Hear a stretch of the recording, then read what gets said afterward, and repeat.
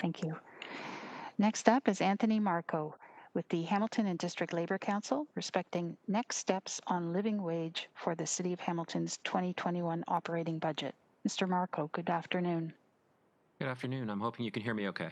I can. We can. Thank you. Thank you. It's good to see many of you again. It's February, so it's too late for me to say Happy New Year to all of you, but I will not do that, but I will just say Happy February maybe. This is the third year in a row that I've been in front of you talking about living wage, and it's been a challenging year for many in our community. And for many of the reasons Hamiltonians found it so challenging, the Hamilton District Labor Council is back before you to continue our efforts to make the city a living wage employer instead of a poverty employer.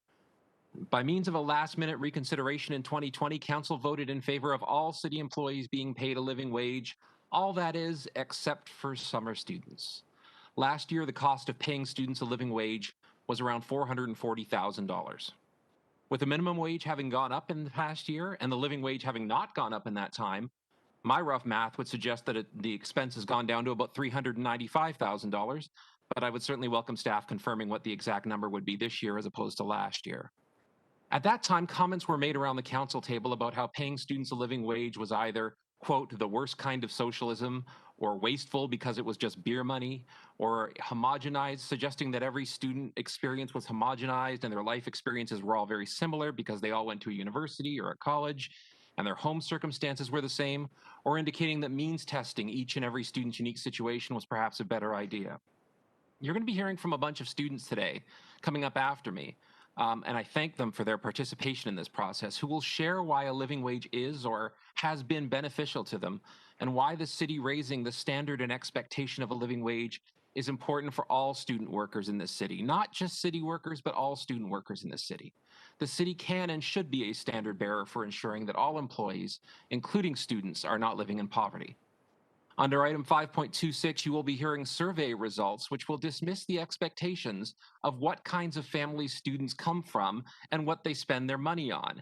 And trust me, it's not just beer money. You will hear this from people who can speak to the research firsthand or from their firsthand lived experience. And I find those stories very compelling, and I expect that you will too.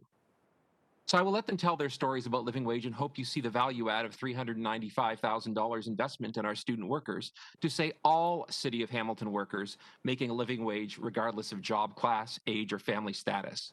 I hope this year you will see the wisdom in making this commitment to the young people that you employ every summer.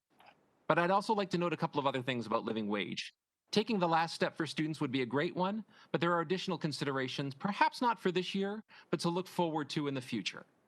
First, the city's fair wage policy for the building trades currently has 6 different categories of workers that are lower than living wage. It's hard to call something a fair wage policy when it doesn't even meet the standard of a living wage. And second, and perhaps more importantly, in the spirit of the city being a standard bearer, living wage needs to be enshrined into all procurement procedures, not just for the trades, but for all procurement. Companies who are bidding on providing services for the city should base their bids on living wages and further commitments to decent work. It's one thing for council to continually reiterate comments to working on reducing poverty in the city, while largely ignoring that the most substantial way of reducing poverty is decent work offering at least a living wage. Stop gaps are often helpful and sometimes necessary, but they plug holes instead of offering a long-term solution. Decent work reduces the burden on social services. Living wages mean healthier workers and families, rent security, food security. The city's own economic development promotional pitch to corporations seeks to have new living wage employers come to the city. How can the city hold this up as a model for potential companies without modeling the behavior itself? We would ask the council to task staff to consider the implications of living wage as part of the city's procurement policy for the 2022 budget, with a further consideration of not only the expense to taxpayers for increased costs on one end, but with research to confirm the value add on the other side for healthier and more secure families. Trust me in that our Labor Council is not only making these requests of the city, we are also putting other large institutional employers in the city on notice. We will be calling, we will be knocking, we will be asking the questions to you about living wage, and we will be hoping to say that if it's good enough for the City of Hamilton workers, why isn't it good enough for your workers? I thank you once again for joining me on this 3-year living wage path. I know the struggles many of you have had ideologically to get to the place we're at now. These steps we've made in the past 2 budgets have been positive, and workers across this city have benefited. Let's take step 3 together today for 2021. I look forward to another discussion on further steps for 2022. And I'm happy to take any questions with that, Madam Deputy Mayor. Thank you, Anthony. Are there any questions of the presenter